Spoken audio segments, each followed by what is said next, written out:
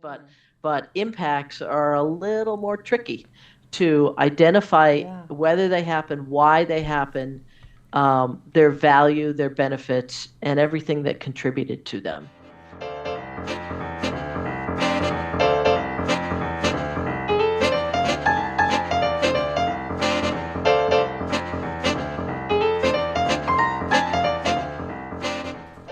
Welcome to the International Institute for Facilitation's podcast, Spaghetti on the Wall. I'm Eileen Douse, Chair Emeritus and Director of Assessments for INIFAC.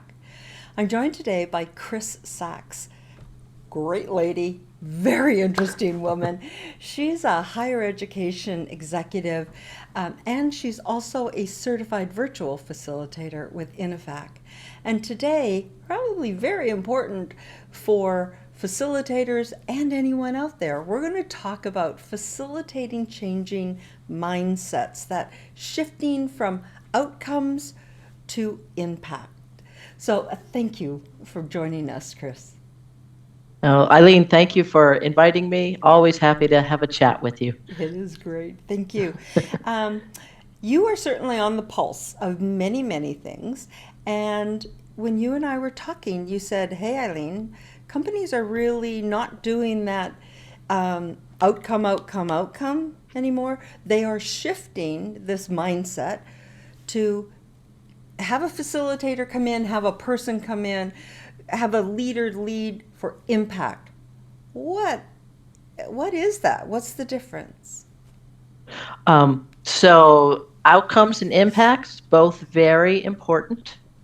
Kind of the same and yet very different, especially if you are somebody that comes from my background in the higher ed field, assessment, evaluation, continuous improvement. So both are important but have distinctly different roles. So in general, outcomes ask, what changed? Impacts ask, why was that change ultimately important in the long run? Still looking at change with impacts, but slightly different purpose. So outcomes, think about something a little more short term, maybe immediate, maybe short term over a couple of weeks or a couple of months, something very discrete. You learned something, you can demonstrate that you learned something. An organization immediately changed a process or a tool or put in place a new plan or a new goal. And what you're measuring is a direct and immediate impact from that facilitation. An impact is something that takes longer to unfold. It's a direct and indirect result of that initial outcome being achieved. So impacts are bigger, they're longer term, they're often more complex and influenced by multiple factors, not just that initial facilitation that you did that was discrete. The impact may be influenced by that facilitation you did as well as other factors. And so measuring that impact gets to be a little bit different than measuring a simple, I'm going to say simple outcome. Outcomes are not simple by any means, but impacts are a little more tricky to identify whether they happen, why they happen, their value, their benefits, and everything that contributed to them. So for example, let's say you're a facilitator that was brought in to do a particular training. At the end of the training, the people in the office demonstrated that yes, they learned this new skill or this new piece of knowledge. Great. Outcome, everybody learned, you achieved the goals. Okay. The impact, a year and a half from now, that office has shown increased productivity. Nice example. So some of that productivity, did come from that training because there was a direct transference of having those skills to productivity. But that productivity might have also been influenced by other factors that were happening in the organization. So that's kind of a difference between the two. Both important. Yeah, yeah, yeah. While there's a shift to impacts, looking at impacts, I don't want to suggest that outcomes are not still important. They're both important. The immediate and the long term are really important in this new and changing environment. Allow me a moment to play devil's advocate. Ooh, it's my favorite Okay, go thing to ahead. do. uh, so I thank you for the explanation. Yeah, And when I think about impacts being long, you said longer to unfold and more complex, and you've got to measure them or a way to yeah, measure them. Um, I would think, and organize take that bucket, and then yep. organizations are wanting more impact. I would think in this day and age, people want it now. So, what about those? I want the impact now. Great. So, Yeah. just give me outcomes because I don't have time for impacts. Is any of that going on with organizations? Yeah, there's certainly some impacts that can be immediate, Okay, but there's also impacts that are longer term. got it. Okay, so I'm thinking about let's say it's about you brought in somebody you were brought in to do a customer service training. Okay, so talking about customer service, so it could be that that group really embraced those principles, and within a couple of weeks, the feedback on customer service calls goes way up. That's great. That is an immediate impact. That's awesome. But you also need to be looking at the long term, not just the short term. So it depends upon the impact. Some can be immediate, but many take longer to unfold. So I may sound like a broken record. Now go Um, ahead. Allow me to play devil's advocate here. Okay. uh, as a facilitator Yeah. or as the client, I would be like, "Oh, sure, facilitator, you want to do impact because then I keep you on longer to give you more money, and you are committing to this longer contract." Yeah. It's a scam. Totally understand what you mean. So I think that's one of the conversations that the facilitator needs to have with the organization up front. What are the outcome and the impact goals Mm, right. aligned with the organization's mission and goals? And teasing those out. What does the company want the facilitator to focus on? Mhm. It could be. This is, I think, one of the things that will be different for facilitators in an impact situation is that you may be brought in to do an immediate facilitation that focuses on very discrete, measurable outcomes, and then they're going to bring you back down the road, Mm, perhaps to do a second facilitation or just to assess impacts. So you mm, may not be on contract, I'll say, mm. during the whole time. Your work for that organization may be discontinuous. You come in, you go away for a Yeah. while things marinate, percolate, then you come back to see what that long-term impact is going to be. I, So yeah. work is different or Yeah, could be different definitely. in this scenario. And Yeah. and I'm seeing some prongs of accountability and Yeah. transparency, as well as over communicating and understanding are Yeah. really important here.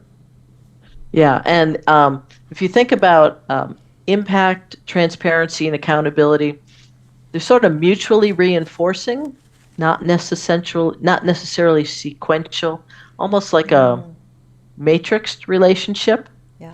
So a focus on impacts, looking at impacts, measuring impacts, helps to demonstrate and ensure that we've got accountability in place, that we've got transparency in place. Mm, So if you're really committed to accountability, you're not just looking at short term outcomes. You're looking at long term impacts right.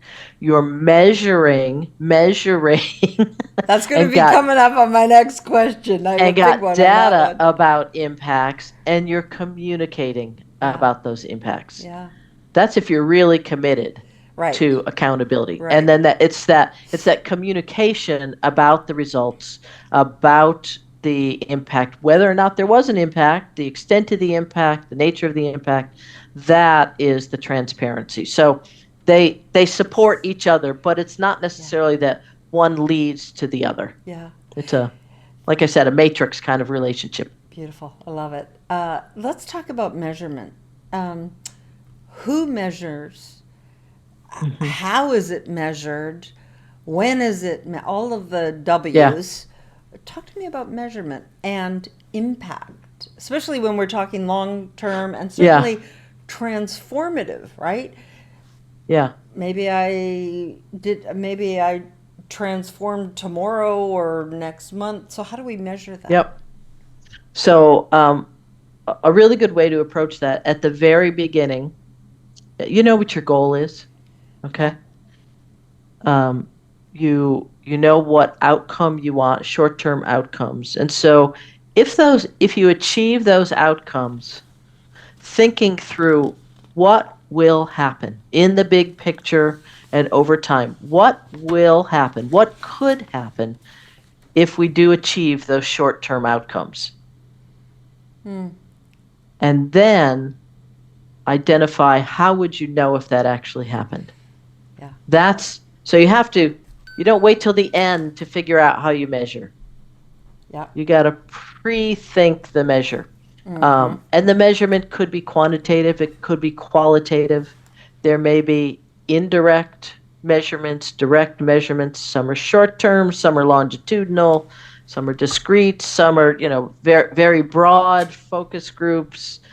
So you really have to think through beforehand what will Mm-hmm. success look like Yeah. to know how you're gonna determine that. And I'm guessing those transformations, those changes, those Mhm.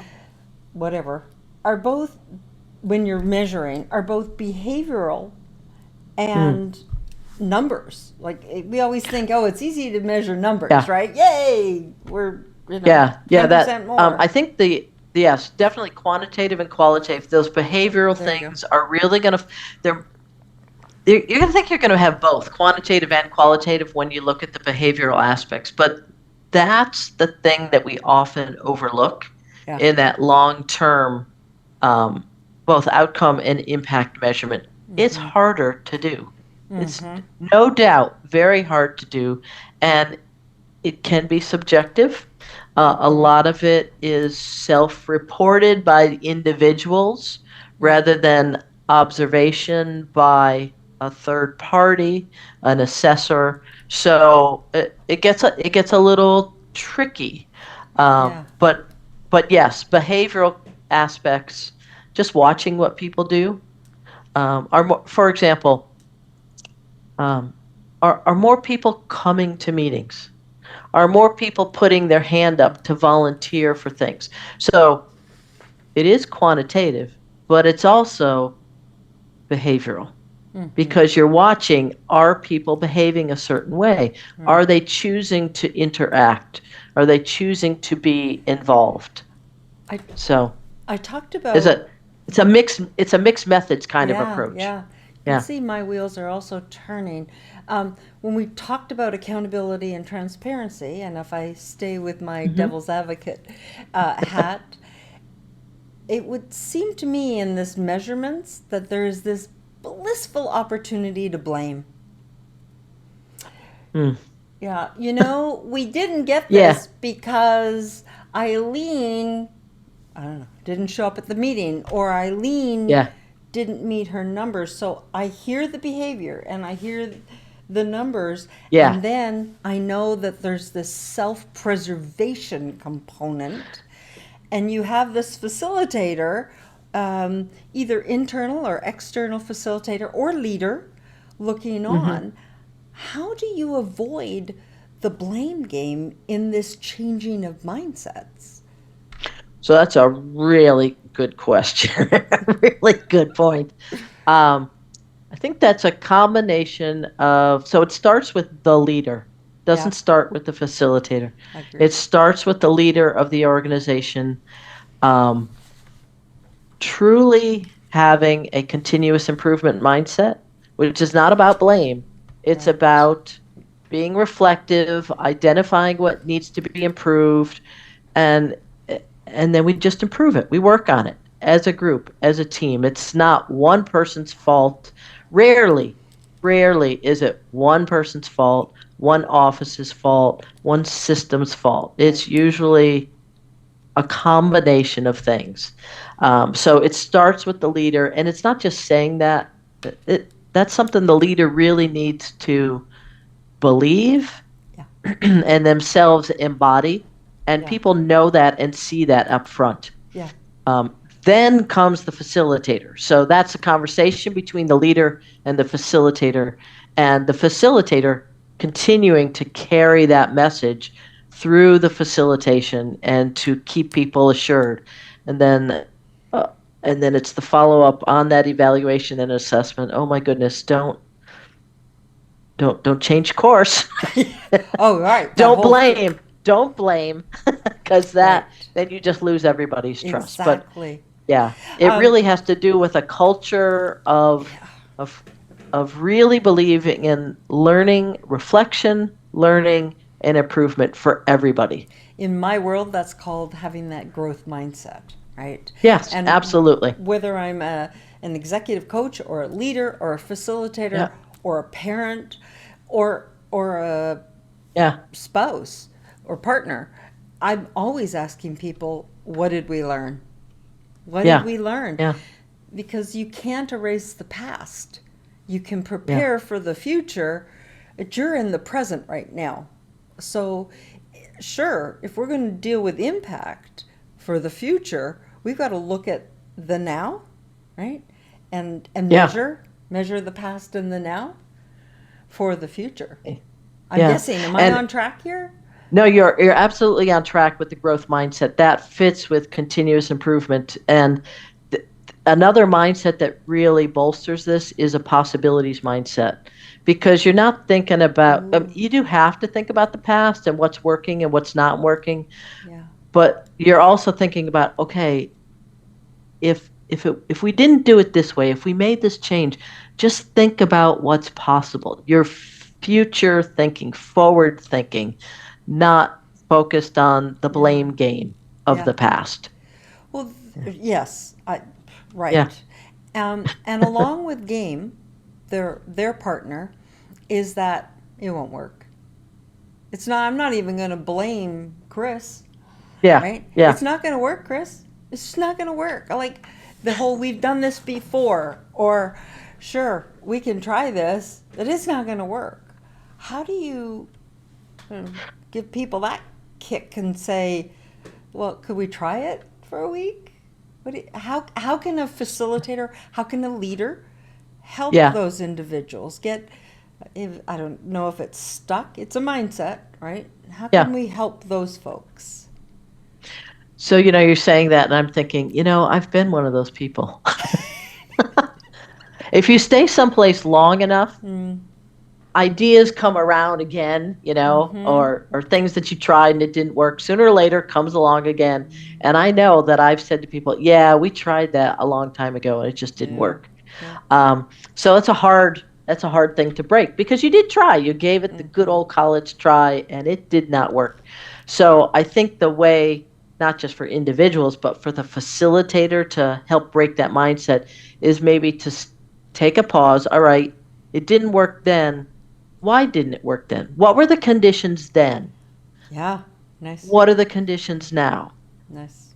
What could that approach work in the current environment, Mm. in the current systems, with the current people, with the Mm. current external pressures? So to not just to say, okay, it didn't work and you move on, but why didn't it work? It Mm-hmm. it could work now, because things are very different. Mm-hmm.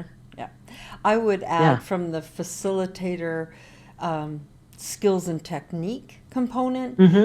Also a facilitator setting up that psychological safety or the energy in the room, and then using some techniques to get people energized for innovation, for increased energy, for hope, and to certainly honor it. I think sometimes if people say it didn't work, you have to say, okay, it didn't work. That's okay. What could we do to make it work now? So it's that and. You're right. Yeah, it didn't work, but it could work possibly going forward. And I think you're right about the facilitator really setting up that environment for innovation. One of the good ways to do that is just one of the things I like to do is to say, all right, we're just going to brainstorm, but we're going to brainstorm as if there are no constraints. Don't be thinking, oh, we don't have enough money, we don't have enough people, we don't have the right systems. Pretend for a moment that you have all the resources available, that you have the perfect environment, the perfect group of people, all the money in the world. Just pretend for a few minutes that you have everything you need. What could we do? How could we do it differently? And that kind of breaks people out of the we can't do this and into the possibilities innovation mindset. Absolutely. In the world of positive psychology, that's called that miracle question, right? Or that I haven't heard that. I like that. Yeah. There you go. You see, you're just not just sharing for a moment. Information. You're just learning for a moment. Information. Suspend disbelief. Love it. Yeah. So this is a podcast about experienced facilitators like yourself and sharing for facilitators. If a facilitator wanted to know more, learn more about that, helping organizations with impact, what's a good way to begin? And certainly just Google it, is always one answer. Sure. What are some other ways to begin? So I think if you're not somebody who's had grounding in assessment and evaluation, getting a little bit of grounding in that, because this really goes, these differences between outcomes and impacts and how you're going to measure, what you're going to look at, it really goes to those kinds of fundamentals. What are the different ways that you can measure things? As you just pointed out a few minutes ago, so many people go immediately to numbers. How many people were there? Did they, how many people got the question right? Broadening your understanding of the field of assessment and evaluation. What are the various techniques? What are the various approaches? Things like, not everybody thinks about things like looking at documents. Did documents change? Did policies change? That doing that kind of a look, that's an assessment that shows impact. But if you're not thinking that way, if you haven't been grounded in assessment and evaluation practices and theory, those kinds of things might not occur to you. You might be going, you want to go beyond the superficial to the deeper level of assessment. So that would be my first recommendation. You don't need a PhD in assessment and evaluation. Just a broader grounding of those principles, I think, would really be helpful. And I would also say reach out to others who are assessment and evaluation folks. That's their background. That's their bent. We love to talk to people. We love to help people. That's why we do what we do. So that's always a good approach, just to find somebody and connect with them, to share with them. I need to show that this is or is not an impact. What are the kinds of things that you would look at as an assessment and evaluation professional? Love it. Chris, thank you so much for sharing your knowledge, your wisdom, some of your experiences. This has been great. Thank you. Thank you, Eileen. I really appreciate it. And again, another fun time talking to you. Thanks.